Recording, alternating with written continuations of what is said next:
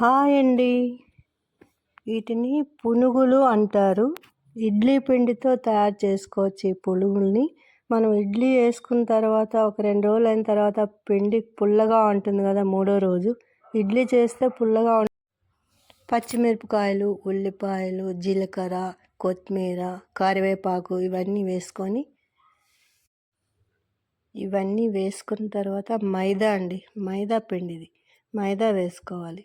మైదా వేసుకున్నాక మైదా ఎంత వేసుకుంటామంటే మనం దానికి సరిపడా పిండికి సరిపడా మైదా వేసుకొని బేకింగ్ సోడా కొద్దిగా వేసుకోవాలి.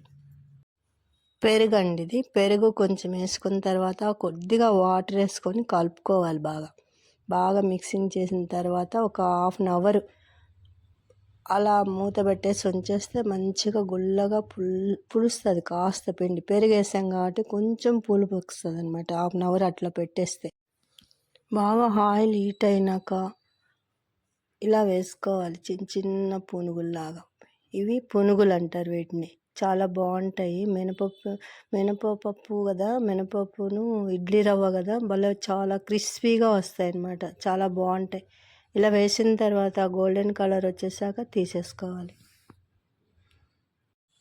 వీటిని పల్లీ చట్నీ కానీ లేకపోతే టమాటా చట్నీ కానీ వేసుకొని తింటే చాలా బాగుంటాయి.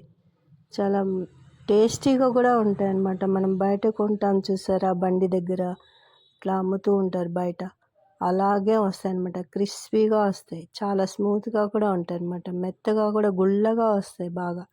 చాలా బాగుంటాయి. చూడండి, ట్రై చేసి. ఈ వీడియో నచ్చితే లైక్ చేయండి, షేర్ చేయండి. Thank you very much.